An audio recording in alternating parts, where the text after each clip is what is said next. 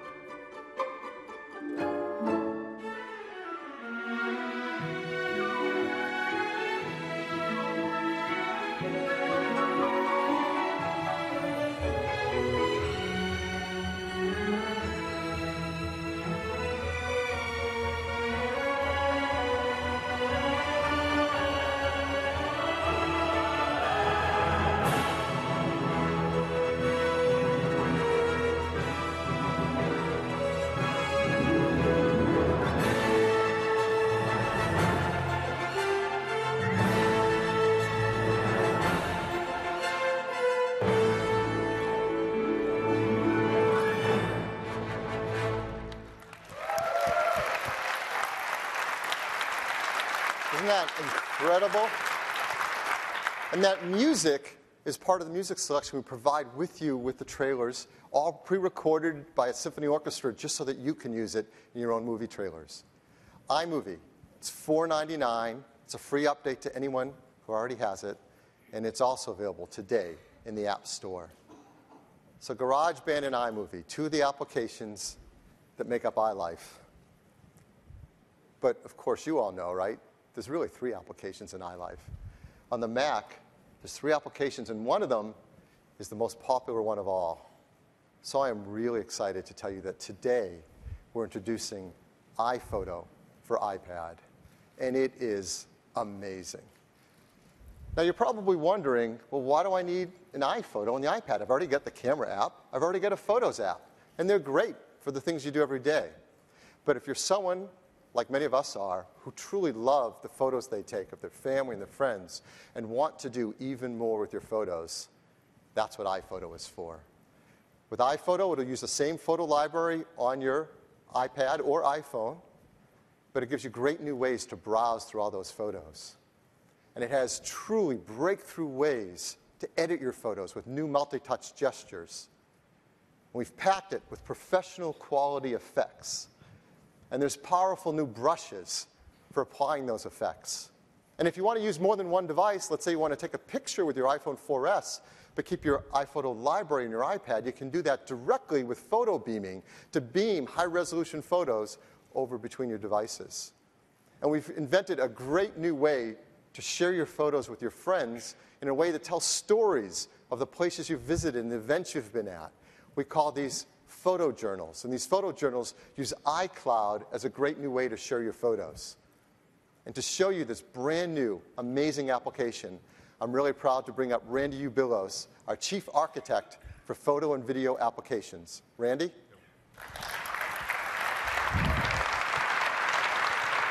Thanks, Phil. So, ever since the introduction of the iPad, we've seen its potential for digital photography. To be able to have something so light and portable to carry around with you instead of lugging around a laptop is really amazing. With iPhoto for iOS, we had the opportunity to reinvent it and take advantage of multi-touch and take it to a whole new level. I'd like to show it to you.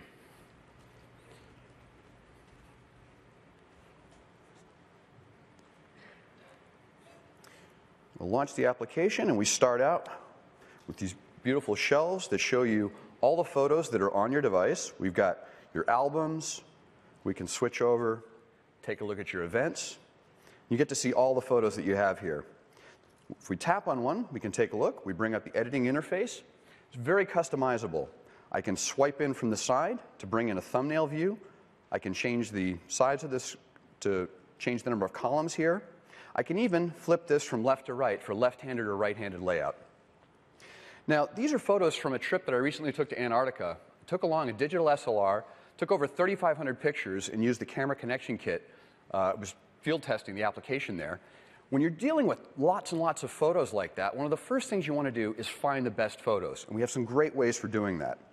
You can simply tap on things to take a look at them, but if you want to compare photos, I can just press and hold and bring them up side by side. A lot of times you have a situation like this where I've got a bunch of pictures of this seal, and I could manually press and hold to compare those, but I can also let iPhoto do it for me.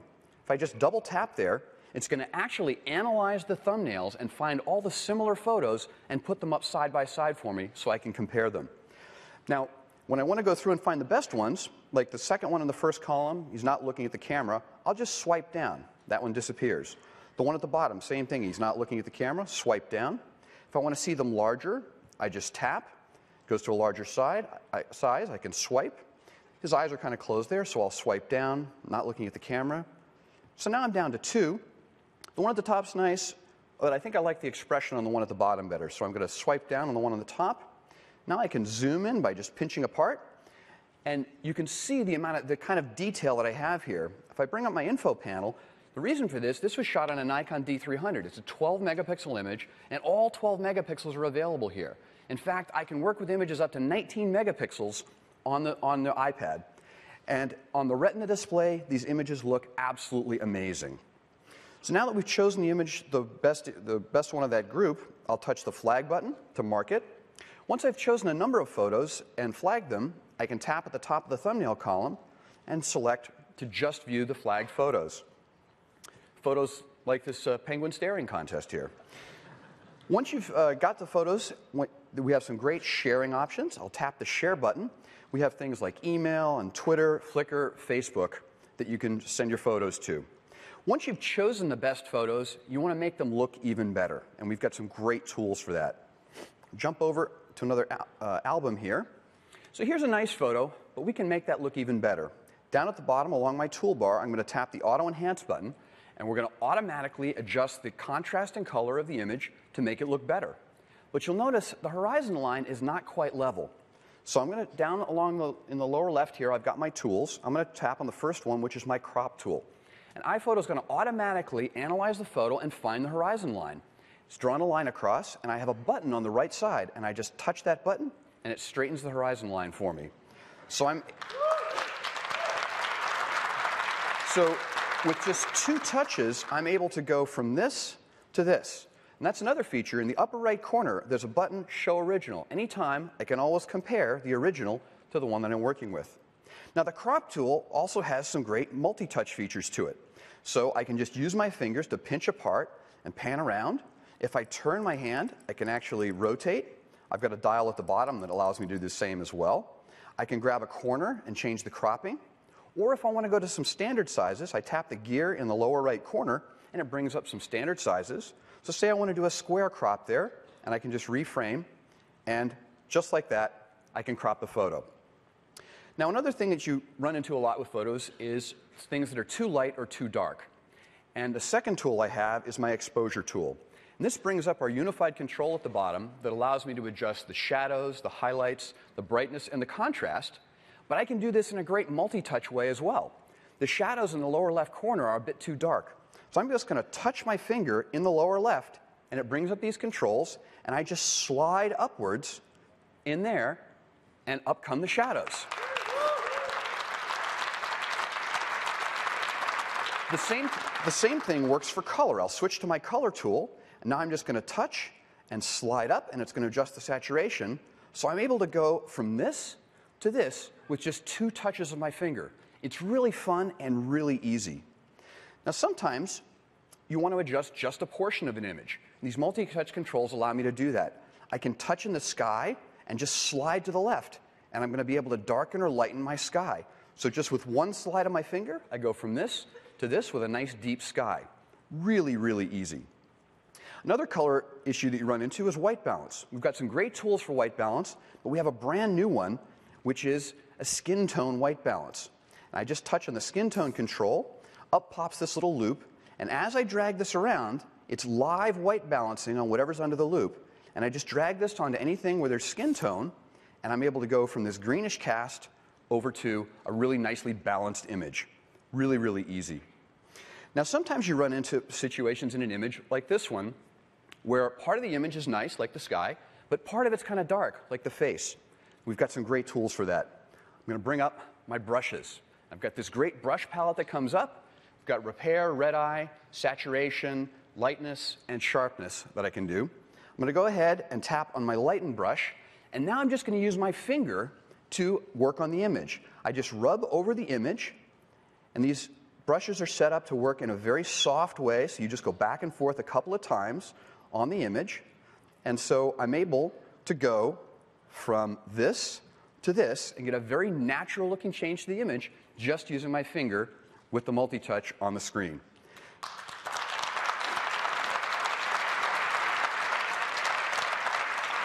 So a great set of brushes that I can use, and like everything else on iPhoto, it's all non-destructive. So I can go back and make changes to any of this at any time that I'd like.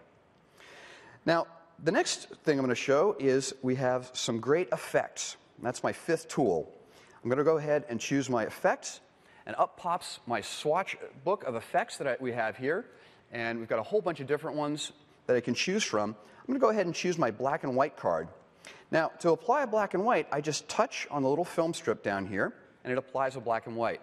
Professional photographers know there are lots of different ways to do black and white. You can mix the red, green, and blue very differently to get different effects. And I can do that by just sliding my finger along this strip down here. And I can get all kinds of different effects. I just slide my finger to where I like it, with kind of a dark sky. I kind of like the way that looks.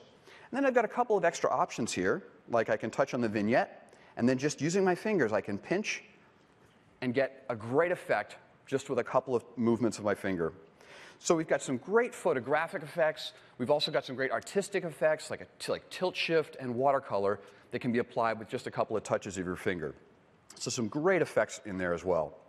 Now, once you've chosen your images and made them look good, you want to be able to share them. And we have a great new way of doing that. Switch over here to an event. I've got a set of pictures from a trip to Thailand. And I'm going to go ahead and select to share those. I'm going to choose Journal, choose All. We'll give this a name. And when I say Create Journal, it's automatically going to lay these photos out onto pages, one for each day of the trip. And then when I go ahead and show these, we end up with all my photos laid out in this really beautiful looking layout, really cleanly laid out on here. If you've marked photos with a caption or marked them as a favorite, those photos will be the ones that are preferred into the larger spaces on the screen. It's really easy to adjust this as well. I just touch the Edit button in the upper right corner, and I can pick up and move around any of the photos on here. I can grab one, make it larger. I can reframe it on here really easily. So it's really easy to move the photos around. But one of the things that's really great about this is it lets you tell a story along with your photos. And we have some great story elements that you can add. I've got a palette of them up here. I can just grab, drag them in on the screen here. I'll just double tap. I happen to have some text on the clipboard as an example there. We have some great other elements I can put in. I have a calendar element that I can drop in, which automatically picks up the date from the photos around it.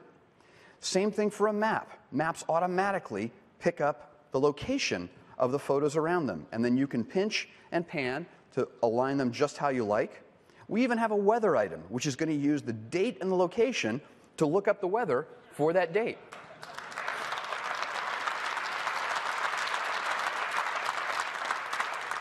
So these are really fun to put together, and they allow you to really put some story around your photos. But once you put this together, they look great on your iPad, but you want to be able to share them.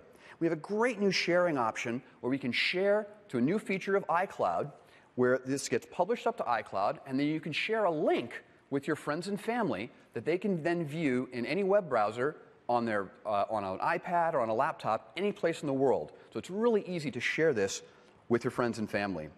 Now, everything that I've shown here can also be done on the iPhone. This is a universal application, so all of the editing, selection, even the journal creation can be done on the iPhone as well. And that is iPhoto for iOS. Thanks very much.